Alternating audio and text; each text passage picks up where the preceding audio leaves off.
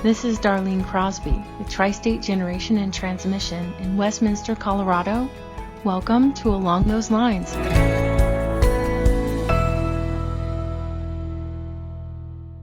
Sponsoring for this podcast comes from OFS. OFS makes the advanced optical fiber and cables enabling electric cooperatives to bring high-speed internet to rural areas and communities. OFS, keeping America up to speed.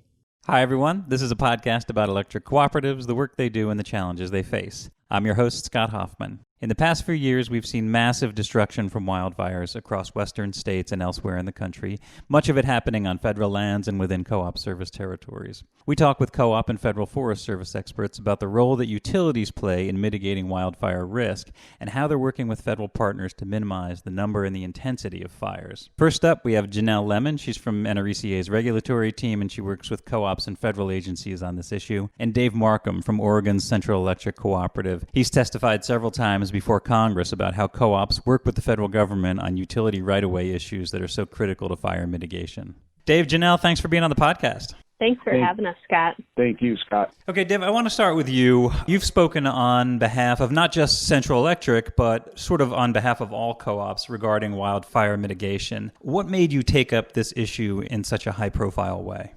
Well, Scott, I think that, we've been experiencing some issues out here in Central Oregon within our service territory with the federal land agencies. And as I got to talking to my other co-op managers, CEOs across the country, I found out this was not an isolated incident, that some of the issues as we try and work towards wildfire mitigation, some of the issues that we were confronted with these federal land agencies was just absurd. And I've got some amazing stories to tell you. And it just got to a point to where we had to take action, and I guess I felt that I might as well step up to the forefront and take it on.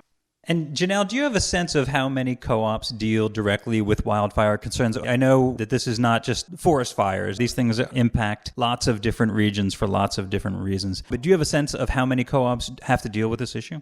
My sense is that nearly 900 electric co-ops found across the country are concerned about the potential impacts that wildfires may have on not only their infrastructure, but the communities they serve. And those concerns seem to be growing as wildfires are happening, more frequently and damages are getting more severe. And as you mentioned, Scott, there are many factors contributing to wildfire risk across the landscape. And those range from things like weather, topography, remoteness of the fires, proximity to wildland-urban interfaces, and land management policies. And while wildfire risk may be lower for some co-ops, depending on their local conditions, other co-ops have more heightened concerns. And for some, it's not a question of if they will be impacted by wildfire, but when and to what degree. And for the more than 1/3 of all co-ops that have service territories and electric infrastructure that cross federally managed lands, wildfire risk can be much higher, and that's due largely in part to what we call these let burn policies, increased fuel loads on the ground, and government red tape that prevents co-ops from having timely access to their rights-of-way to conduct vital work that's necessary to ensure system reliability and reduce that potential wildfire risk. However, I would be remiss if I didn't point out that there have been a lot of positive strides in recent years to improve access to federal lands and work more collaboratively to promote active management, not only along power line rights-of-way, but across America's forests and rangelands more broadly in order to reduce wildfire risk, namely to protect the public, power lines, and other infrastructure, as well as natural resources. And Dave, if you could just kind of give us an idea of what it is that co-ops do in their rights-of-way or in their territories more broadly to mitigate power line-caused fires. Well, Central Electric Co-op, the service territory, it's 5,300 square miles, and 56% of that is on federally managed lands. And we have areas that are heavily forested as well as open range land. So both of these are high risk for wildfires when the weather here gets hot and dry. First and foremost, co-ops, we must be able to manage the vegetation on our right-of-ways without federal land agency permitting delays. And We also need approval from these land agencies to trim or remove danger trees that are outside of our right-of-ways but still pose a wildfire threat because they can come into contact with the power line. And several years ago when we upgraded 23 miles of transmission line, and much of it was through heavily forested federal land, we replaced wood poles with steel structures to help reduce the wildfire risk. And this year we're upgrading 13 miles of distribution line. This is also through heavily forested federal lands. And we're installing taller poles, and we're replacing 4-foot cross arms with wider 8-foot cross arms. And this minimizes the risk of a tree branch getting hung up in the power lines and igniting a wildfire. And then lastly, there's a newer technology that we're investigating for a pilot project, and it's called distribution fault anticipation. And this technology is being tested by some utilities, and what it does is it can detect variations in electrical currents that are caused by deteriorating equipment. And so that data is provided to the co-op so that a problem can actually be fixed in the early stages before a potentially catastrophic event like a wildfire can occur. One of the things that you do, Janelle, is you advocate to the federal government on behalf of co-ops regarding the policies that impact the way they do business and the way they mitigate fires. Which agencies specifically do you deal with, and what are some of the key policy items that you're trying to shape right now? Sure. Really, because wildfire knows no bounds, I'm working with several different federal agencies to voice the concerns that co-ops in their communities have regarding vegetation management and wildfire. But to name a few, that includes the White House's Council on Environmental Quality, the U.S. Fish and Wildlife Service, and the National Park Service. In addition, a lot of the advocacy work that I'm doing deals with the USDA Forest Service and the Bureau of Land Management, because these two agencies are the ones responsible for managing the vast majority of federal lands. So right now, my priority focus is working, to shape and influence how the Forest Service and BLM are implementing the favorable vegetation management provisions that Congress enacted into law in 2018. And these provisions are really designed to allow electric co-ops to more easily manage and remove hazard trees along the rights-of-ways, and ultimately will help bolster co-op system reliability and reduce wildfire risk. And NRECA and its members are very appreciative of our government partners' commitment to implementing these provisions. We commend the Forest Service for recently issuing its final vegetation management rule, and we're looking forward to the BLM issuing a similar rulemaking, which we expect to be published later this year. Over the past couple of years especially, both agencies have recognized the benefits of streamlining these approvals. And going forward, NRECA and our members, will continue working with the agencies to ensure there's consistent implementation of the rules at a local level, as well as look for new opportunities to increase collaboration and partnerships between co-ops and the government. And Dave, you've been called to testify in front of Congress on a couple of occasions about this particular issue. When you go and talk to federal lawmakers, what are you telling them? What are you asking them? The 3 times that I've testified, the stories that I've been able to tell them have been an eye-opener. And while it takes a long time to get legislation pushed through, each story built upon itself. Back in 2014, I talked about how it takes to do a project replacing 2 miles of underground cable on Forest Service land, how it took up to a year to get approval to do that, and the danger of letting underground cable go that long that needs to be replaced. And then before they even give us an approval, how they have to get an archaeologist out there, and this is putting cable right back in the same place, and they require an archaeologist. We needed to move a pole 6 feet, just one pole 6 feet, and it took over a year to get approval for that. And again, we had to wait, plus pay the expense of having an archaeologist come out and do shovel probes and inspect the area. And when you share those real-life situations with your lawmakers, you don't really have to ask them much. They realize what has to take place. And as Janelle was talking about, this latest time that I came back to testify, wildfire mitigation, it's such a huge issue right now. And We have a 13-mile stretch of distribution line through a heavily forested area. We've been planning. We needed to get the power poles replaced, get the vegetation managed, get trees out of there, and it took a year just to get approval for the project. And I'll tell you, that approval didn't come until I made my trip back to D.C., was able to testify on it, and we finally got approval. But if a wildfire would have started while we were waiting for this approval, it would have come back on us, not on the Federal Land Agency, but on us.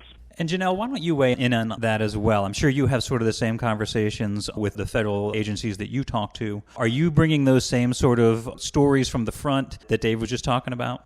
Absolutely. It's so important to bring co-op stories like Dave's and others in front of, the agencies as well as Congress. Co-ops are unique. They have special concerns. And when I can tell that co-op story, it's really one of the best ways to help the agencies better understand, how their policies are impacting co-ops and communities on the ground. And this can lead to better, more workable regulations that benefit co-ops as well as the environment. And Dave, you talked about how testifying on the Hill was a particular honor for you. Can you tell us a little bit about how that came together and how you worked with NRECA and other groups to get yourself in front of that kind of an important group? The role that NRECA has played in setting this up so that we can develop relationships with the lawmakers, it's been pretty incredible. And then our statewide, we've got Ted Case, and his link to not only all of you back there, but to the lawmakers is incredible. I didn't do anything special. I've gotten to do something that very few people ever get a chance to do, and that's testify in front of Congress not once but 3 times. I've been back to Washington, D.C. yearly. I come back to the legislative conference or come back to testify. And when I come back with those stories, every single time before my airplane tires hit the runway in Redmond, Oregon, we've had approval for projects that we've been waiting on. And it shouldn't take me having to go back to D.C. and talk to our lawmakers or talk to the CEQ about the issues that we're facing to get some resolution. And with all the projects we have on federal land, I would be able to get really timely response. I did come back every year because by the time I get back from D.C., they get approved. Would you agree with that, Janelle, in your experience? Is it basically a matter of kind of getting everyone on the same page? It is. I think when electric co-ops and the agencies can come together at the same table and talk, you realize that we share a lot of common goals. Co-ops care about their communities. They're committed to responsibly delivering affordable and reliable electricity. And that includes working diligently to keep their right-of-ways maintained in a way that's reducing wildfire risk. And co-ops are exploring innovative ways to partner not only with the agencies, but conservation groups, local and state governments, and tribes to improve overall forest health. For example, we have co-ops in the Southwest that are initiating pilot projects with the Forest Service to address hazardous vegetation directly outside of the right-of-way. And co-ops are looking at how can we leverage rights-of-way as fuel breaks to protect infrastructure and combat wildfires. So I really think, if we continue to work on communicating better and working together, that's what it's going to take for us to get to a place where we're experiencing, less frequent and destructive wildfires. And frankly, we've collectively already taken a lot of important steps to do just that, and we're committed to continuing to build and strengthen those relationships. That's a great point. We'll hear more on this and get the perspective from the Federal Forest Service in a minute, but first let's pause for a word from our sponsor.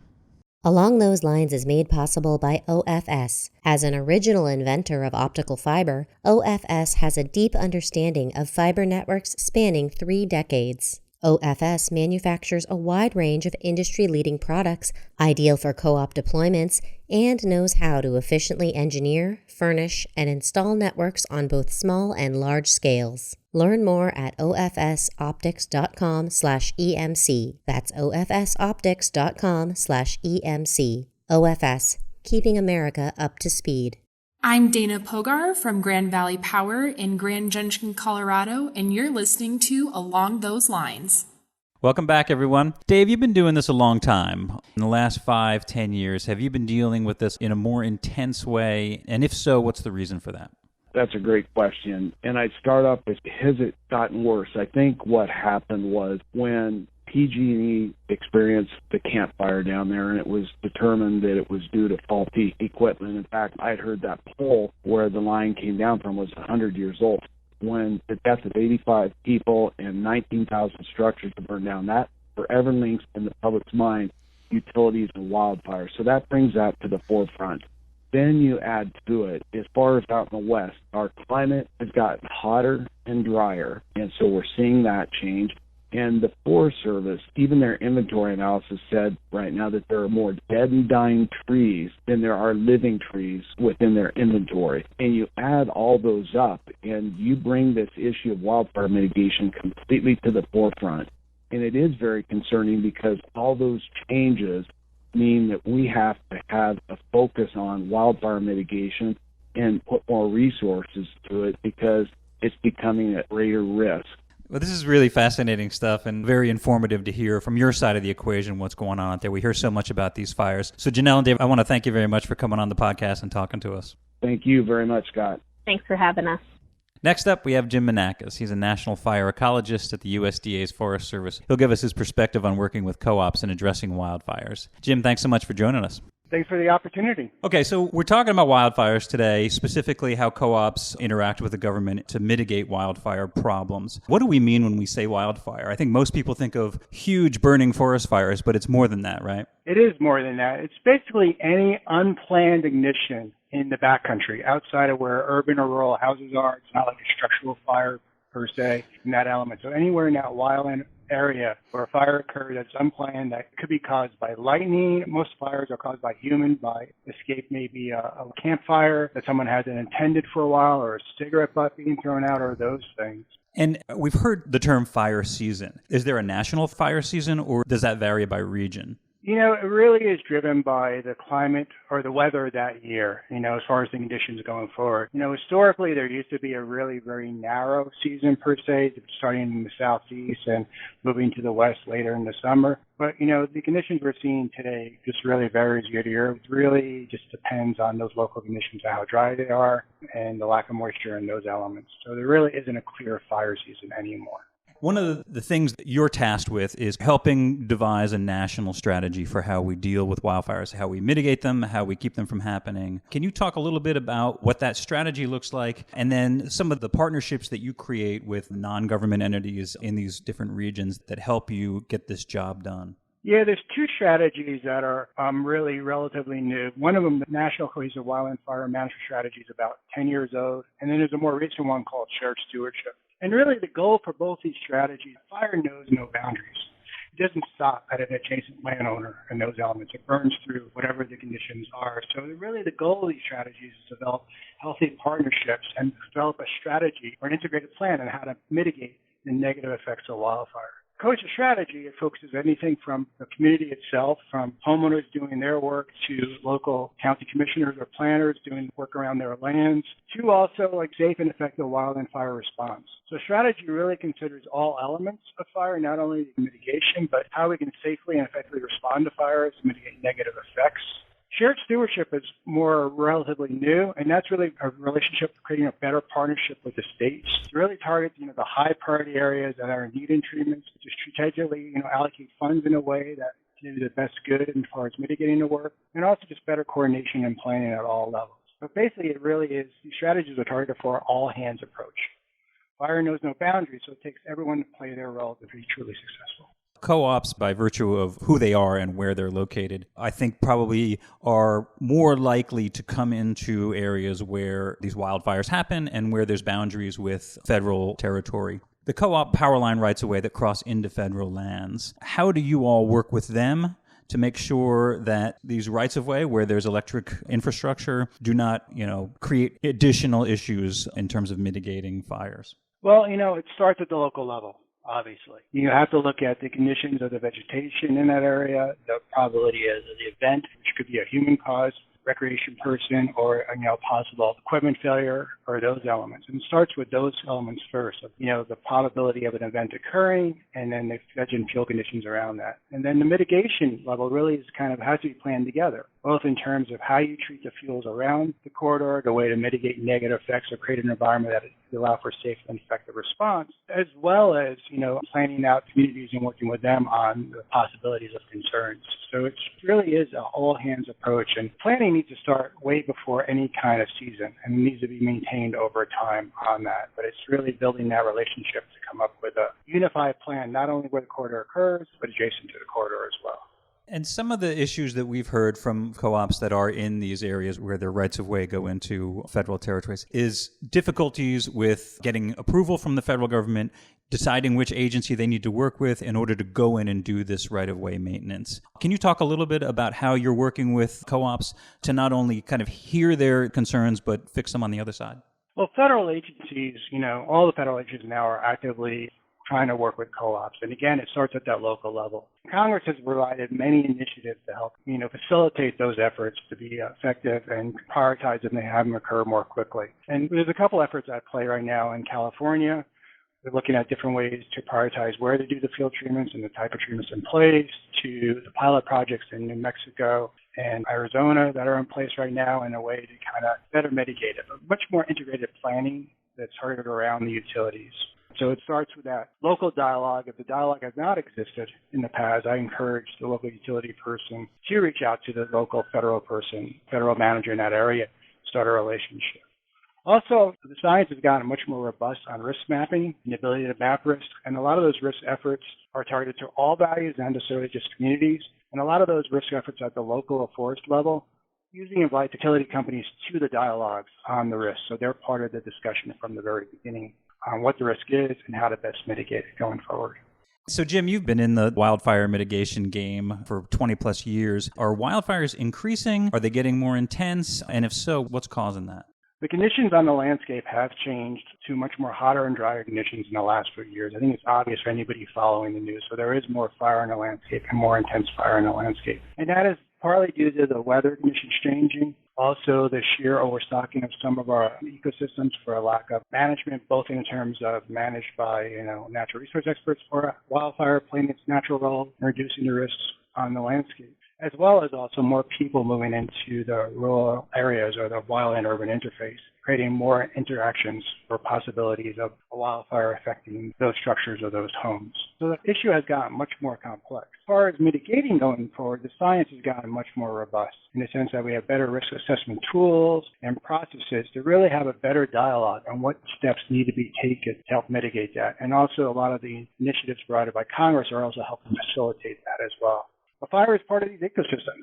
So the question is always going to be not, if it occurs, but when it occurs, do we have the right plan in place to kind of mitigate that? You mentioned that there are tools available to regions to mitigate this risk. I know there's a wildfire risk to communities tool that co-ops are using in their communities. Is that something that the Forest Service has created and is promoting? Can you talk a little bit about that? Yeah, this is a relatively new tool website that's available, targeting mostly the local planning folks, county commissioners, fire marshals, and those elements, but a good resource for both either homeowners or federal agencies as well going forward. And we were directed by Congress to basically, prioritize or map the risk of wildfires to communities. So it's a risk assessment, but it focuses on only one value, the community or the structure itself on that element. And so what it does is it maps and charts, identifies areas where there's a high probability of a negative effect of a wildfire to a community. But it also provides more than that. It also provides the ability, if you want to do a local analysis, you can download the data that's available to make it more custom to your area, as well as actions that communities can take with ties to several partners based on,